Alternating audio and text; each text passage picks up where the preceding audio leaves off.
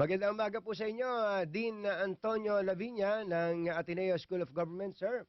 Kumusta po kayo? Magandang umaga, Anthony. Opo, long time no see po, Dean. Kumusta po kayo? Okay lang, malakas ko talaga sa akin kaya gumising ako ng maaga sa'yo. Alam mo naman po, Tokayo, masarap naman pong gumising ng maaga, ano? Oo nga eh. Maya-maya lang po. Maganda rin kasi malinaw yung utak natin sa umaga eh. Tama po, tama po.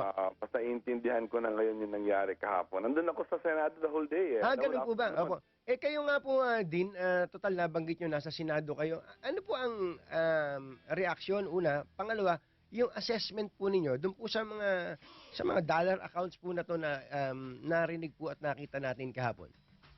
Alam mo, iba talaga pag nandun ka kasi nakikita mo yung mukha ni Ombudsman Morales, Apa.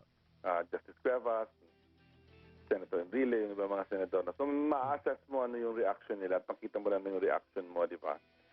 Una, talagang believable witness. Si Ombudsman Carpio Morales. Tulad nga sa sinabi, ilang beses sinabi ni Senator Enrile, this is a very, sinasabi niya kay Justice Cuevas, intelligent witness. matalino itong itong witness na ito. You have a very intelligent witness. Kaya tama ka, no, napaka-impressive ng testimony. Believable, credible, malinaw. Pag pinakita yung PowerPoint, tapos yung dinagdagan pa ni Commissioner Heidi Mendoza na isa ring napakagaling, napaka-believable at credible. Kaya medyo, ang tawag ko magnificent yung testimony. So, purely, technical point of view na, parang, ang hirap. Tapos makita mo rin yung reaksyon. Alam mo, medyo, mahal na mahal ko si Justice Cuevas kasi professor ko, tapos believe na believe talaga ako sa kanya. And so far, ang galing-galing niya sa trial na ito. Makita mo talaga na nangangapa siya, hindi niya alam kung... Sa tingin ko, hindi ko maintindihan bakit nila tinawag. Witness nila ito eh. Tama po. Di ba, hindi naman ito tinawag ng prosecution eh. From the very beginning, parang, bakit nila ginawa ito? Parang nakita ko nangangapa si Justice Cuevas at nagulat talaga siya. Ibig sabihin, hindi nila alam. Na nagawa na pala ng trabaho ng AMLAC. Basic yun. Tama Kung po. binasa lang nila yung Constitution, talagang nagagawa ng ombudsman na yung sinasabi na na ginawa niya, na humingi siya ng tulong sa kahit anumang ahensya ng gobyerno para gawin yung kanyang trabaho. Tama. So, simple lang. Sumula siya sa AMLAC, nagpatulong siya kay Heidi Mendoza sa COA, ganun talaga yun. Dapat expected yun ng defense. At saka po, din bago nyo lang po ituloy, no? Ang totoo po nun, ganun dapat talaga ang pamamaraan na gawin ng ombudsman mula pa nung una. Para matiklo natin ang mga mandarambong sa gobyerno. Hindi po ba? Oo nga. Malinaw naman yun. Malinaw na pwedeng gawin ng, settled yun na pwedeng gawin ng ombudsman. Tinuturo ko yun sa UP College of Law, yung public officers. At alam natin na napaka-powerful ng ombudsman. Hindi nga kailangan ng complaint eh. Motu proprio, pwede po silang mag-imbestiga. Oo, sarili niya. Motu proprio, pwede niyang gawin yun, no? So ngayon, sa reaction ko lang doon, siyempre napaka-believable, di ba? Pero siyempre, due process requires na makinig yung Chief Justice, no? Tama. Ito na yung pagkakataon niya talaga. Siguro dapat, right after testimony ni Justice Carpio Morales, dapat siya na. Huwag na yung mga sideshow na lang yung sila Harvey Kes. Tama po kayo dun, Dean, ano? Parang meron pa bang mas malaki dito kay Ombudsman Morales? Ano pa ba sasabihin ng iba? Sa ngayon, ito na. Kasi simple lang naman yung kaso sa impeachment eh. Non-disclosure of assets lang naman. Bahagi pa rin ito noon kasi hindi nga importante yung amount, importante na ba't hindi niya dinisclose itong ganito kadaming accounts. So gusto kailangan natin makinig sa kanya. Kasi kahapon natin nag-send siya ng text message. Hindi yung sufficient. Kasi nakita natin yung accuser niya yung witness niya na napaka-credible. Siya kailangan dumating siya at ganun siya dapat ka-credible. Diba? Sasabihin niya sa atin na hindi. Totoo yun. Nagulat ako, 82 bank accounts. Kahit na sabihin mo marami yung sarado na o isang beses lang ginamit, di ba? Nakakalula pa rin kasi 8 taon yun, di ba? Tama po yun. Yung, di ba, karamihan sa mga tao buong buhay nila, hindi mo na nakaka-close open ng 10 accounts o maybe 20 accounts at most, di ba? Yung po tanong ko kanina, actually may mga kausap nga po ako kahapon pa. Meron kayo po bilang isa, meron po ba kayong kilalang kaibigan yung multi-billionaire na may ganito karaming bank accounts, 82? Oh, wala talaga na kahit nakasamang peso account at ibang Opo.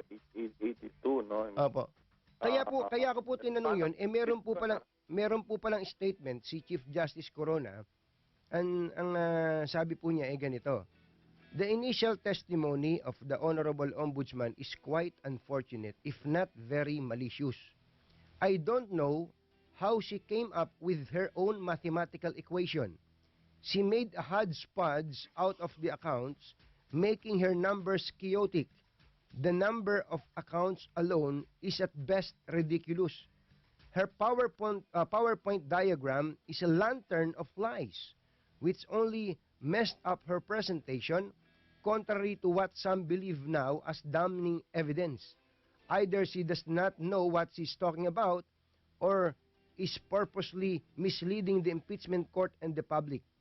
Is she even privy to how the AMLAC arrived at the bloated numbers?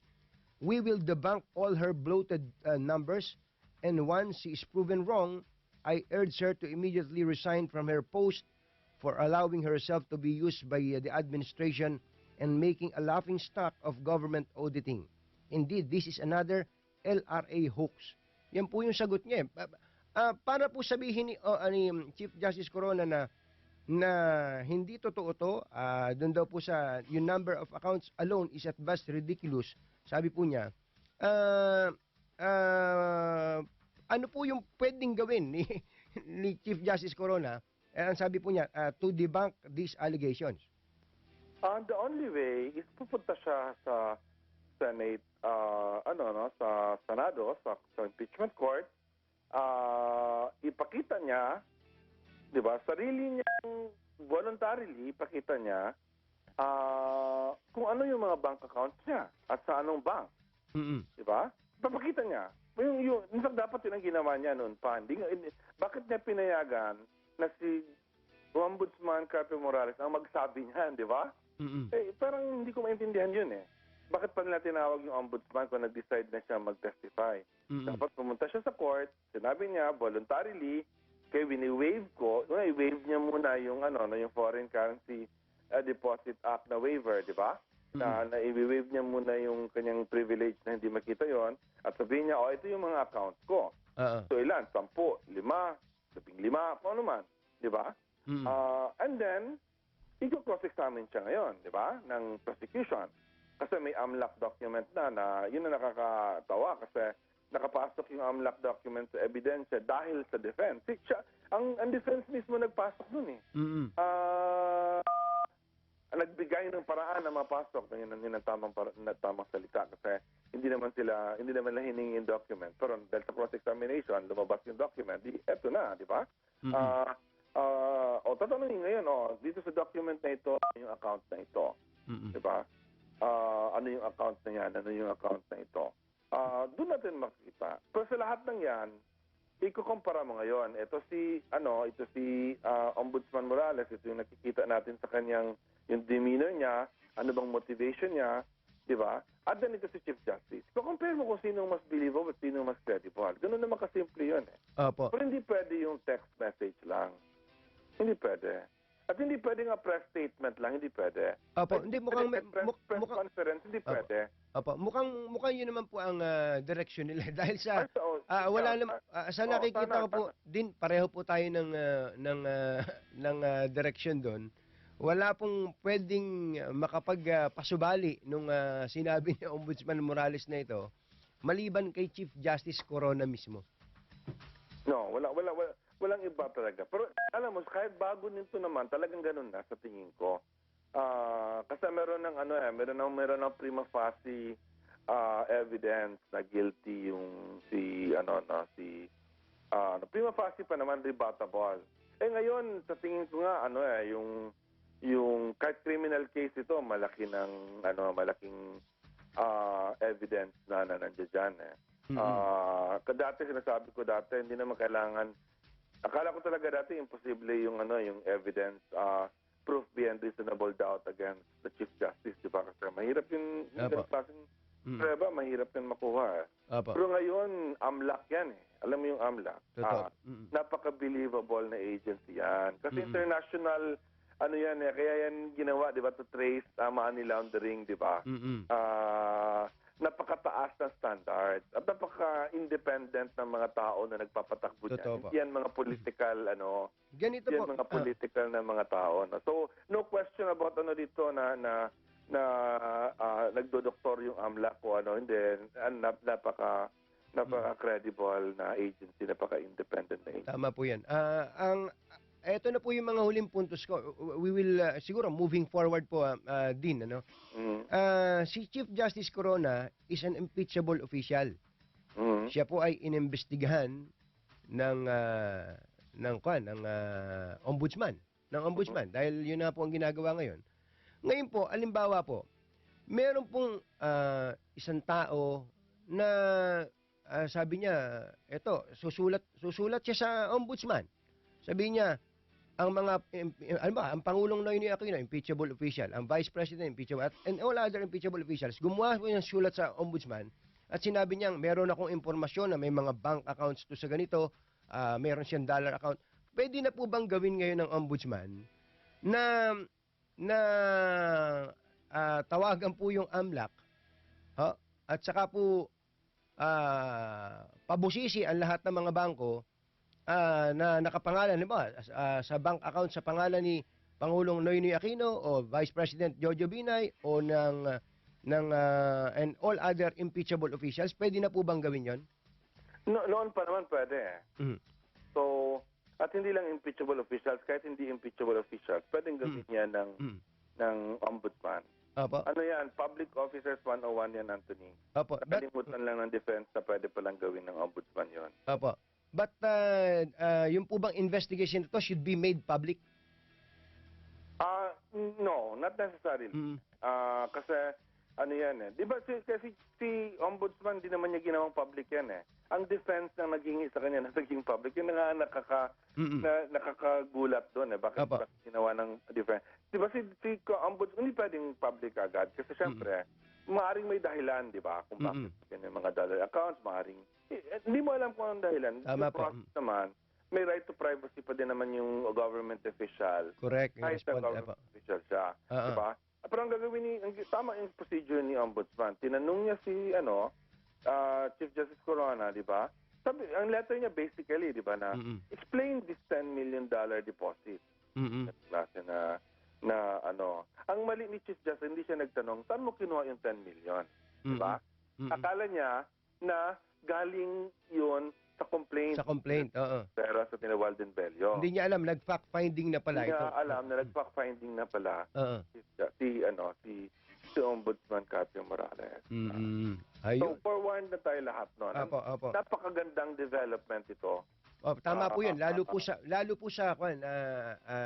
din, tama po kayo, sa accountability. At sana po, ito ang apila lang natin sa mga kinauukulan. Panlahatan dapat din. Hindi para sa kaaway lang o kababag o dating opisyal ng gobyerno, kundi sa lahat po ng opisyal ng gobyerno. Alam mo, Anthony, kung gusto natin i-push ito, malalaman natin kung sino nag-deposit ng mga pera na yon. Tama po. So, malalaman natin kung may kaugnay sa mga kaso o ano ba, di ba? Naku, yung mga pending ng mga kaso sa Supreme Court. Din, maraming magpatuloy yung investigation ni Ombudsman eh. Kasi for criminal charges naman later on, pag natapos itong impeachment at na-convict si Chief Justice, sana magpatuloy. Opo. Din, Antonio Laviña, magpupunta ho ba kayo sa Senado uli mamaya? Depende po. Maraming salamat po sa inyo at isang umagang kay ganda po. Dean Antonio Laviña, thank you po. Thank you po. Maraming salamat po. Si Dean Antonio Lavinia po, ang Dean ng Ateneo School of Government.